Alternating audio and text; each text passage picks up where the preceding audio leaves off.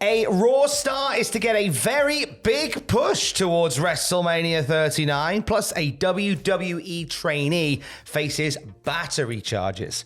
Plus, could a WWE Hall of Famer be joining AEW? It's all in the wrestling news right now. WrestleMania is actually on the horizon. You can't quite see There's a little yet. speckle. I can see something. Just there. Just a little. Yeah. No, I can Beyond the make hedge. it out. That's it there. Plans already in place for WrestleMania. We've talked over the past week about what looks to be a pretty fun card. The Usos taking on Kevin Owens and Sami Zayn, speculated. The forever speculation between Roman Reigns and The Rock. That continues on. But here's a bit of business for the Women's Championship. Yeah. Dave Meltzer on Wrestling Observer Radio said there's a very big push for Rhea Ripley. I think we may be looking at Rhea Ripley versus Bianca Belair at WrestleMania. Whoo-wee! Excited for this. We have enjoyed Rhea Ripley's work in 2022, haven't we? Yeah. No, we definitely have. I was going to say some more than others in certain aspects of what's been going on. Don't know what you're talking about.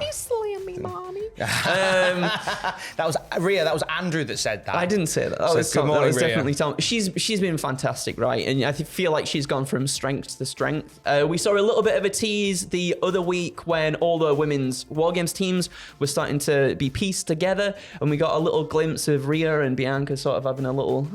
Oh, you're right. Oh, is that what they did? Yeah, they were. Oh, you're right. You're right, love. Do you want to brew? And I think that alone sort of fueled a lot of people being like, I want to see that sooner rather than later. And I would love to see a match between those two. I think they'd put on an absolute banger of a show. I would go as far as to say this has been Rhea Ripley's best year ever. Yeah. I think that she is more defined as a character than she's ever been. She's better placed than she's ever been. She's certainly getting the attention of all sorts across the wrestling landscape. And I feel like she's going to really break some boundaries next year. I feel like if WWE are going to dabble in intergender matches, I know it's a conversation that comes up quite a few times. I feel like Rhea Ripley's going to be one to spearhead that. We see little glimpses of it.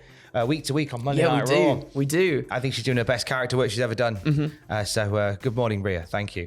I mean, let's move to the SmackDown women's side of it, because I think this is an important bit of business to deal with, because whilst Rhea Ripley is looking to fight Bianca Belair, Ronda Rousey's fighting everyone in Raid Shadow Legends. It's not a spawn, everybody. It's not a spawn. You'd know if it was Spawns, because Spawns would turn up. Hello, I'm Spawns. So this is a genuine announcement for Raid Shadow Legends, who says, if you want something done right, you better do it yourself. It turns out Ronda Rousey took this literally when battling the Fire Knight. Get your hands on Ronda Rousey in Raid Shadow Legends by logging in for 7 days of play between now and February the 20th. There's Ronda Rousey in Raid Shadow Legends. Well, she likes her video games, doesn't she? She probably likes money as well, so I assume she's what a pairing that is right there. Have you played Raid Shadow Legends? Nah, it's No, not. you have. We've all played it. We've all played it. Brilliant. Sorry, it's great. It's great. Money, Really need that little. Really Money, need please. that. I mean, to go on to the wrestling side of things very quickly for Ronda Rousey, just throwing this at you off the top of my head. Yeah. Who does Ronda match up with at WrestleMania? Charlotte? I think Charlotte seems like Charlotte again, I reckon. fairly obvious one. Yeah, it does, doesn't it? Then it would come full circle, wouldn't it? Because we had the match at WrestleMania last year. It come full circle again, I guess. Yeah. Very likely a Charlotte Flair one. Yeah. Very likely. One that we'll keep an eye on that one as well. We want to do a follow-up on a story that we talked about in August involving WWE trainee AJ Ferrari.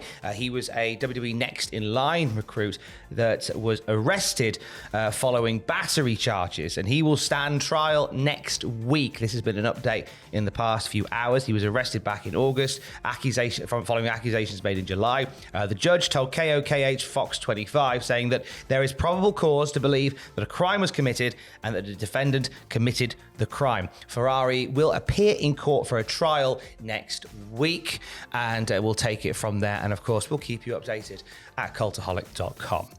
So moving over to the AEW side of things, some good news for an indie standout who has been given the black brick wall treatment from Tony Khan. Absolutely, it's AR Fox, everybody. So before last night's Dynamite, TK announced that AR Fox is indeed All Elite, revealing that Fox's first match as an official AEW star would be against Samoa Joe for the TNT Championship that night, which we saw.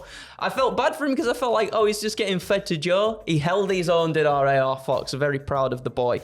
Fox appeared on several episodes of Dark and Dark Elevation before making his Dynamite debut the other week. After he had an unsuccessful match for the Trios Championships, he teamed with Top Flight and they went up against Death Triangle, and it was really, really good. I enjoyed that match a lot. I think that showcased AR Fox really well. And then sort of after that, AEW uploaded a post-show backstage segment where Fox was informed that he had been offered an AEW contract. So he's officially taken it. He's part of the roster now. Looking forward to seeing what he does. Hopefully he doesn't get lost in the shuffle with just how many people are on the roster at the moment. But I really do think he's proved himself. I think that Trios match was great. I think I know Jack was buzzing to see him on TV a little bit more. Yeah. And see him last night against Samoa Joe, putting him in them like fair top spots sort of already, right? Off the bat. Positioned well for him. I had a little moment when Tony tweeted that last night, because we get so much wrestling news poured into our brains. I was looking at it going, has that already happened? I think Ross was the same as well. But it felt like it deja vu. Deja vu, yeah. Yeah, but it turned out he'd been offered the deal, and as any good businessman should, he spent a week thinking about it. Yeah, of course. And going through the finer print and then signing it. So good stuff from AR Fox. Excited to see what he does. And I know Jack was saying he was very excited about Top Flight and AR Fox teaming together. If they stay healthy, they're a phenomenal team for the future. I'd like to see that. I'd like to see the sort of the trios division fleshed out a little bit more, I guess, because we know we've got like our definitive teams and whatnot, but I feel like, let's put a few more together that really have chemistry, and I think those three together have that chemistry. They really do. So from stars of the future to stars of a legendary variety, Tony Khan was on Busted Open Radio and they were chatting pretty loose and fast about Ricky Steamboat's retirement match that he had last weekend. Looked great, did Ricky Steamboat. He looked amazing, didn't he? Oh, he looks so good.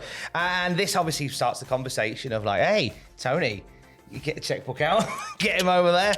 When talking about like Ricky Steamboat doing stuff on AEW television, Tony Khan said it's definitely something to keep in mind. I think it's amazing that Ricky Steamboat got back in the ring. It's certainly something to think about with Ricky Steamboat. He's one of my personal heroes, and I do think he was a great part of AEW already when he came in as a guest timekeeper, which he did. I forgot about. Yeah, me too. But Tony Khan, you could see the cogs turning. I think Tony sat there and booked 3 weeks worth of wrestling for Ricky Steamboat. Just all the meme with all the maths coming at him. Yeah. I'd like to see Tony. I'd like to see Ricky Steamboat rocking up. Yeah. Somewhere else. At least just like I think in terms of wrestling, I think he's done his bit. Would love to see him work maybe a short angle in WWE or a short angle in AEW. Yeah.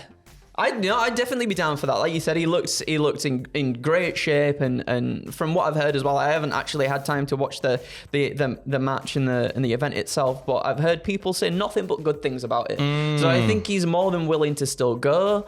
AEW, I think it can be a little bit touch and go sometimes with how they book the legends. Sometimes they book them really well, like Sting, and then sometimes they kind of get lost a little bit, like Arn Anderson at the moment. We've not really seen much of him. So I guess if the angle is right, as you said, and if there's something actually there that's substantial for Ricky Steamboat, I'd love to see it, whether it is in AEW or whether it is elsewhere. One to keep an eye on. And for the latest wrestling news throughout the day, you can check out Cultaholic.com. Keys. Love you, bye.